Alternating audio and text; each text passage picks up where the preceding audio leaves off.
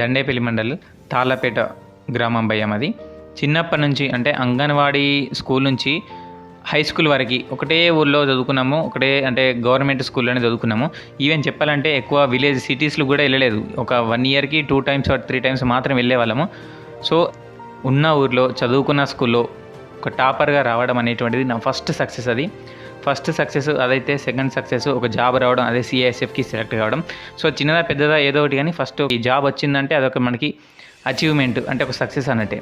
ఓకేనా. సో ఆ తర్వాత ఈ 10th స్కూల్ అయిపోగానే అంటే ఒక పాజిటివ్ వైబ్రేషన్ వచ్చేసింది. సో దేనైనా మనము ఈజీగా సాధించవచ్చు, ఎందుకంటే ఆ మైండ్ ఒక ఫిక్స్ అయిపోయింది. సో ఏదైనా మనం ఒక ఫిక్స్ అయిపోయినాం అనుకో, మైండ్లో పాజిటివ్గా ఫిక్స్ అయిపోతే నీకు అన్ని పాజిటివ్గానే కనబడతాయి. ముందు ఏమో అంటారు కదా, పచ్చ కామెరలు వచ్చినోడికి లోకం మొత్తం పచ్చగానే కనబడుతుంది. సో నువ్వు అప్పుడు నీ మైండ్కి ఒక పాజిటివ్, నేను టాపర్ అని ఫిక్స్ అయినా అనుకో, నేను చదవగలను, నాకు జాబ్ వస్తుంది ఫిక్స్ అయితే నీకు మొత్తం పాజిటివ్గా అంటే అంత మంచి వైబ్స్, గుడ్ వైబ్స్ కనబడతాయి. సో అలా నేను ఇంటర్లో జాయిన్ అయినాను. సో 10th వరకు తెలుగు మీడియమే. మరి ఇంటర్కి అయినాక నేను అసలు అచీవ్మెంట్ చేస్తామా, అసలు అర్థమవుతుంది అనుకున్నానా? లేదు. అది ఇంగ్లీష్ మీడియం కానీ, తెలుగు మీడియం కానీ, ఉర్దూ మీడియం కానీ. సో ఆ తర్వాత నేను మంచిర్యాల వెళ్ళినా. మంచిర్యాల ఏంటంటే శ్రీహర్ష జూనియర్ కాలేజ్లో హాస్టల్లో జాయిన్ అయినా. సో ఆ తర్వాత ఏంటంటే మళ్ళీ ఎంసెట్ రాయడము, బీటెక్లోకి వెళ్ళిన. సో బీటెక్ వెళ్ళిన తర్వాత 1 ఇయర్ అంటే బీటెక్లో హైదరాబాద్ బ్రిలియంట్ ఇంజనీరింగ్ కాలేజ్లో జాయిన్ అయినాను. సో అక్కడ ఏంటంటే నేను బీటెక్లో జాయిన్ అయిన తర్వాత 1 ఇయర్ నుంచే గవర్నమెంట్ ఎగ్జామ్స్కి రాయాలి అని చెప్పేసి ఒక థాట్ వచ్చింది. ఇంటర్ నుంచే ఉంది గవర్నమెంట్ ఎగ్జామ్స్ రాయాలి, గవర్నమెంట్ ఎగ్జామ్ ప్రిపేర్. ఎందుకంటే మన సరౌండింగ్ ఏరియాలో ఉన్న వాళ్ళని సో మనకు ఆదర్శం అయిపోతారు. ఎందుకంటే మా సరౌండింగ్ ఉన్న వాళ్ళు కానీ, లేదంటే మా ఊళ్ళో కానీ ఎక్కువ మంది గవర్నమెంట్ జాబ్స్కి అయితే ప్రిపేర్ కావడం జరుగుతుంది. సో వాళ్ళ వల్ల మాకు ఏంటంటే ఇన్ఫర్మేషన్ ఎక్కువ వస్తుంది, గవర్నమెంట్ జాబ్ ఇట్లా అట్లా అని. సో దీనికి తోడు మా అన్నయ్య కూడా చెప్పేవాడు, సో గవర్నమెంట్ జాబ్స్ ప్రిపేర్గా అట్లా అని. అంటే నేను ఏదైనా మా అన్నయ్యని అడిగి మాత్రమే నేను ముందుకు వెళ్ళేవాడిని. సో మా అన్నయ్య కూడా బాగా చదివేవాడు. సో అందుకే మా అన్నయ్య హెల్ప్ తీసుకొని నేనైతే అన్నీ ముందుకైతే వెళ్ళిపోయినాయి. సో బీటెక్లో కూడా ఏంటంటే ఫస్ట్ ఇయర్ కాగానే ఫస్ట్ ఇయర్లో FBO ఎగ్జామ్ రాసిన. ఫస్ట్ టైము 18 ఇయర్స్ పడంగానే FBO ఎగ్జామ్ రాసినాను. సో FBO ఎగ్జామ్ ఏదో రాసినా కానీ క్వాలిఫై అయినాను. రాసిన ప్రతి గవర్నమెంట్ ఎగ్జామ్ క్వాలిఫై అయినాను. FBO ఎగ్జామ్ రాసినాను. బట్ ఏంటంటే దానికి షార్ట్ లిస్ట్, అంటే మెరిట్ లిస్ట్కి షార్ట్ లిస్ట్ కాలేకపోయినాం. సో ఆ తర్వాత సెకండ్ ఇయర్లో జాయిన్ అయినాం. సో సెకండ్ ఇయర్లో ఏంటంటే యాన్యువల్ ఇయర్స్ అందరూ అంటే ఉంటుంది, యాన్యువల్ డే ఉంటుంది. So yearly. సో అప్పుడు ఏంటంటే ఏ ఇయర్కి ఆ ఇయర్ టాపర్స్ని మనకి తనం చేస్తారు. సో అప్పుడు నేను సెకండ్ ఇయర్లో థర్డ్ ఇయర్లో నేను సిల్వర్ మెడల్ తీసుకోవడం జరిగింది బీటెక్లో, ఈసీఈలో. సో అప్పుడు ఏంటంటే ఇయర్కి సెకండ్ ఇయర్లో నాకు 80% వచ్చింది. సో అలా బీటెక్ కంప్లీట్ కాగానే అంటే సెకండ్ ఇయర్ అయిపోయింది. అప్పుడు కూడా ప్రిపేర్ అయినాను. So second year summer holidays 45 days వచ్చింది. సో అప్పుడు ఇంటికి వచ్చినాను. ఇంటికి వచ్చినాక ఏంటంటే లక్షపేటలో ఫ్రీ కోచింగ్ ఇస్తున్నారు అని చెప్పి తెలిసింది. సో ఫ్రీ కోచింగ్ ఇస్తే అప్పుడు నాకు కాంపిటేటివ్ ఎగ్జామ్ మీద 0 నాలెడ్జ్ ఉండే. సో మనం కూడా ఫ్రీ కోచింగే కదా, సో తీసుకుందాం అని చెప్పేసి ఆ ఉన్న 45 daysలో నేను ఒక 4 to 5 days మాత్రమే ఇంటి దగ్గర ఉన్నా. పొద్దున లేచి బాక్స్ పట్టుకునే వినం. సో బాక్స్ పట్టుకొని లక్షపేట వెళ్ళి 20 kilometers దాకా ఉంటుంది. సో క్లాసెస్ ఇన్ని అప్పుడు ఏంది అసలు లోక్సభ అంటే ఏంది, రాజ్యసభ అంటే ఏంది, సో అర్థమెటిక్ అంటే ఏంది, ఇవేమి కూడా తెలియలే. సో అప్పుడేంది అక్కడికి వెళ్ళి సో ఆ నాలెడ్జ్ తోటి మల్లేష్ సార్ అని చెప్పేసి రాజంపేట, మా పక్కూరు ఉంటుంది రాజంపేట. సో ఆ సార్ గైడెన్స్ తోటి నేను చాలా బాగా నేర్చుకున్నాను. అంటే బేసిక్ ఏంటంటే అర్థం కాకుండా ఉంటాం. సో ఆ సిచ్యువేషన్లో కూడా నాకు చాలా నాలెడ్జ్ నేర్చుకున్నాను. సో నేర్చుకున్న తర్వాత ఆ స్టెప్ అక్కడ నుంచి నేను ఏ ఎగ్జామ్ వచ్చినా నేను ఇక ప్రిపేర్ అయ్యి రాయాలని చెప్పేసి ఫిక్స్ అయ్యాను. అంటే అంతకాలం ప్రిపేర్ అయ్యలేదు, బట్ రాయాలి. సో సమ్మర్ హాలిడేస్ అయిపోయింది, సెకండ్ ఇయర్ అయిపోయింది. సో థర్డ్ ఇయర్ నుంచి నేను రాయడం మొదలుపెట్టాను. సో అప్పుడే మాకు 2018లో ఏమో తెలంగాణ పోలీస్ కానిస్టేబుల్ వచ్చింది. సో కానిస్టేబుల్ ఎగ్జామ్ రాసినాను. సో ఈవెంట్స్కి వెళ్ళాను, ఈవెంట్స్ కూడా అయిపోయింది. సో మెయిన్స్ కూడా ఎగ్జామ్ రాసినాను. మెయిన్స్ ఏంటంటే ఈరోజు ల్యాబ్ ఎక్స్టర్నల్ ఎగ్జామ్ ఉంది. సో ఇది కంప్లీట్ చేసుకొని రేపు ఆదిలాబాద్ వెళ్ళి ఎగ్జామ్ రాయాలి. సో అలా ఆ సిచ్యువేషన్లో వెళ్ళి రాయడం. సో అప్పుడు కూడా మెయిన్స్లో నేను క్లియర్ చేయలేకపోయినా. సో ఆల్రెడీ ముందే అయిపోయినాను. ఎవరైతే ఒక ఎగ్జామ్లో మెయిన్స్ వరకు వెళ్ళి టచ్ చేసుకుని వస్తారో, అది SSGD కానీ ఏది ఎగ్జామ్ అయినా కానీ, సో వాళ్ళకి ఎక్స్పీరియన్స్ ఉంటుంది. ఆ ఎక్స్పీరియన్స్ ఉంది కదా, సో ఎక్స్పీరియన్స్ అనేటువంటిది నాలెడ్జ్ ముందు ఎప్పుడైనా బెస్టే.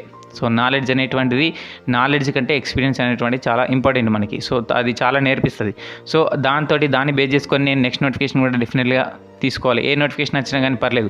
సో నేను లాస్ట్ వరకు అయితే వెళ్ళినా. సో ఆ థింక్ తోటి నేను థర్డ్ ఇయర్ అయిపోయిన తర్వాత నాకు ప్రాజెక్ట్ లీడర్ నేనే, ఎందుకంటే నేను ప్రాజెక్ట్ లీడర్ నన్నే పెట్టాను. సో నా ప్రాజెక్ట్ కింద ఉన్న 5 to 6 members ఉండగా, సో నా ప్రాజెక్ట్ మొత్తం వరకు వాళ్ళకే ఇచ్చేసిన థర్డ్ ఇయర్లో. సో అప్పుడు సిటీకి వెళ్ళినా.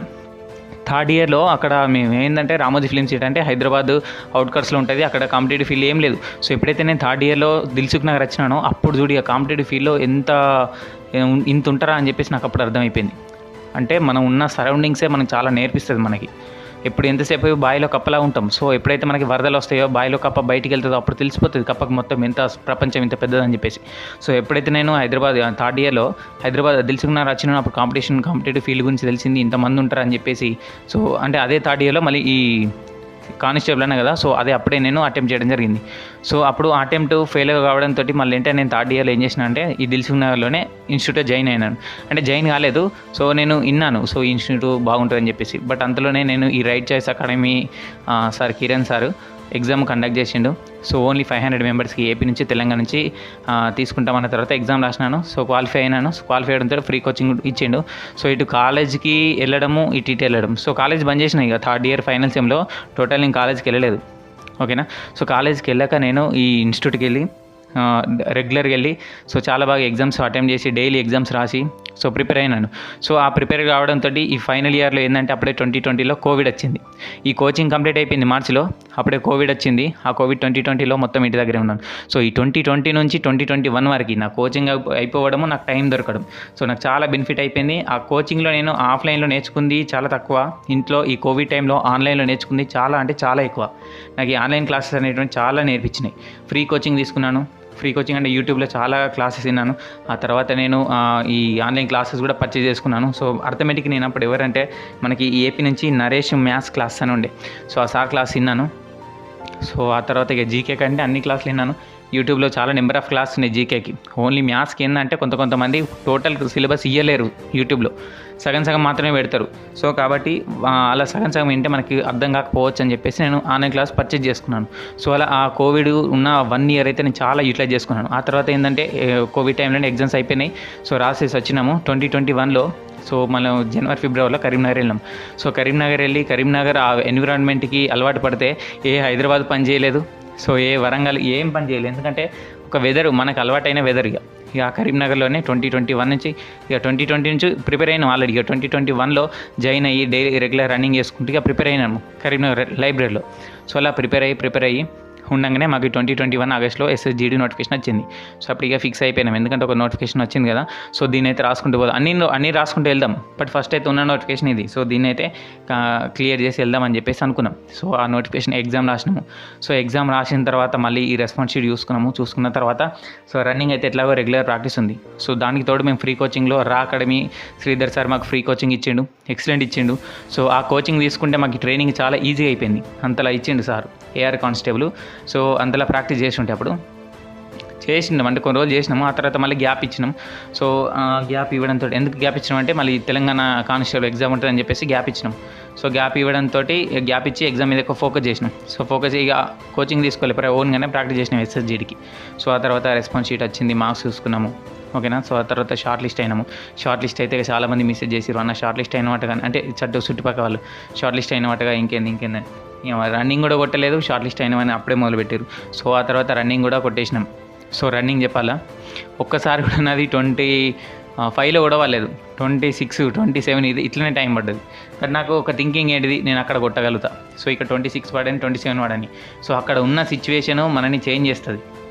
ఎంత మంచిగా ప్రాక్టీస్ చేసేటోడైనా కానీ అక్కడ డిస్క్వాలిఫై కావచ్చు. సో నువ్వు సగమే ప్రాక్టీస్ చేసినా కానీ అక్కడ క్వాలిఫై కావచ్చు. సో కాబట్టి ఇదంతా పక్కన పెట్టు. సో నువ్వైతే అక్కడ కొడతావు, బట్ ఇక్కడైతే ప్రాక్టీస్ చేయి, ఇక్కడ ఎంతనైనా పడది, నువ్వు ఇచ్చేదాంతి నీ ఎఫర్ట్ మొత్తం పెట్టు. సో అని చెప్పేసి అలా అనుకున్నా.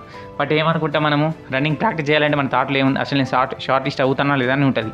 సో ఎవరికైనా సో నాకు ఇంతే స్కోర్ వచ్చింది, నాకు జాబ్ వస్తలేదని అనిపిస్తుంది. సో అవన్నీ పక్కన పడేసిన నేను. సో జస్ట్ రన్నింగ్ అయితే ప్రాక్టీస్ చేద్దాం, లిస్ట్ వస్తుందా వెళ్ళిపోదాం, అప్పుడు ఈజీ అయిపోతుంది. సో అని చెప్పేసి నేనైతే రన్నింగ్ ప్రాక్టీస్ చేసుకుంటున్నాను. సో అప్పటి వరకే రిజల్ట్ కూడా రావడం జరిగింది. సో రిజల్ట్ వచ్చే టైంకి అంటే నార్మలైజేషన్లో ఎంత స్కోరు యాడ్ అవుతుందని చేసి చూసుకున్నాను. సో అప్పుడు నాకు ఎంత అంటే వితౌట్ ఈ రా స్కోర్ ఎంత అంటే నాకు 47, 48 వచ్చింది. ఆ తర్వాత మనకి ఇది ఉండే నార్మలైజేషన్ స్కోర్ తోటి 52 ఇట్లా అయింది. అంటే అప్పుడు ఏంటంటే మాకు 100కి ఉండే.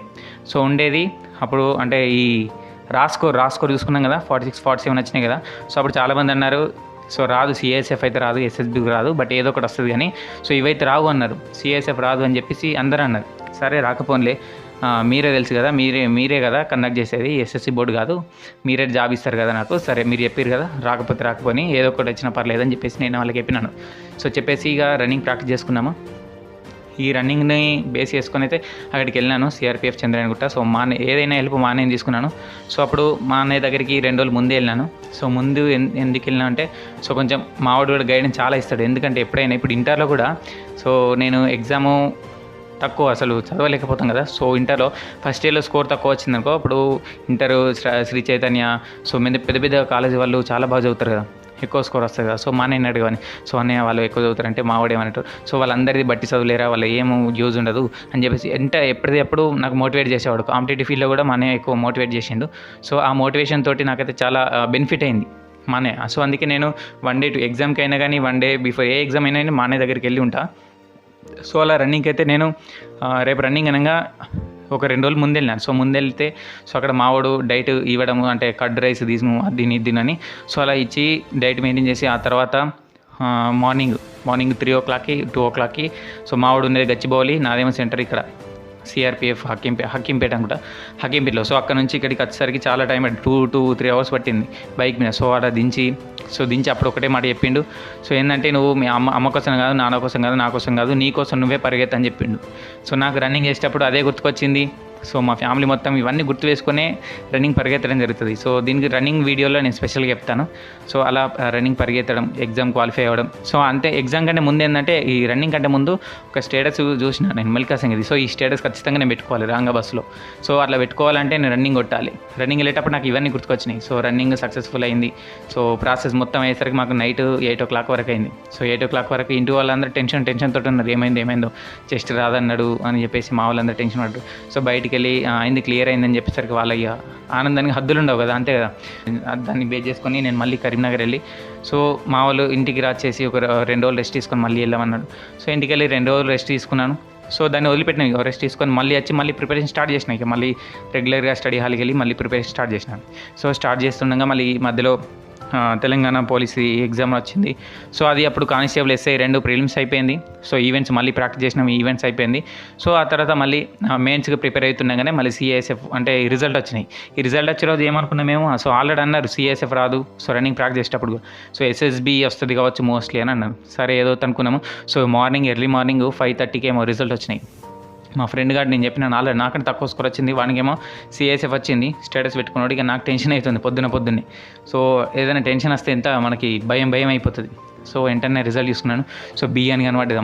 బి అని కనబడ్డంగానే నాకు మొత్తం ఇక చల్లబడ్డిగా నేను అప్పుడే చూసిన తర్వాత సిఐఎస్ఎఫ్ వచ్చింది, బతికిపోయినామని చెప్పేసి అప్పుడు చాలా హ్యాపీ, ఇంట్లో అందరూ హ్యాపీ. చూసిన తర్వాత ఏంది, సో ఆ రోజు స్టేటస్ పెట్టుకోవడము, అందరూ విష్ చేయడము, స్వీట్లు పంచడం ఇవన్నీ జరుగుతాయి. ఇక సో జరిగిన తర్వాత ఇక ట్రైనింగ్కి వెళ్ళాము. ట్రైనింగ్ మంచిగా హ్యాపీగా సక్సెస్ఫుల్గా కంప్లీట్ చేసుకున్నాము.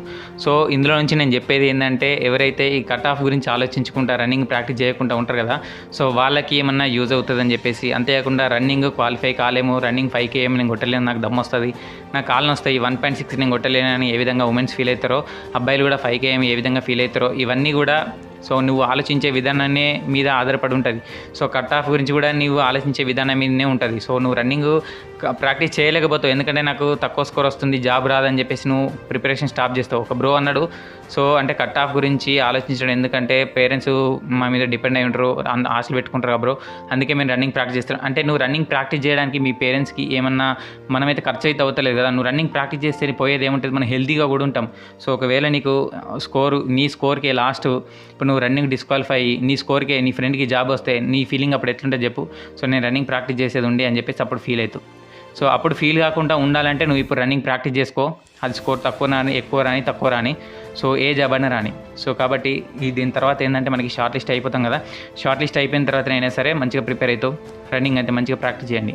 సో రన్నింగ్ కొట్టిన తర్వాత ఆల్మోస్ట్ నీకు మెడికల్ అయితే ఎలాంటి టెన్షన్స్ అవసరం లేదు. ఎవరైతే టాటోస్ అని ఫీల్ అవుతారో సో దీనికి కూడా ఏం టెన్షన్స్ లేవు, నేను దీని గురించి కూడా చెప్తాను.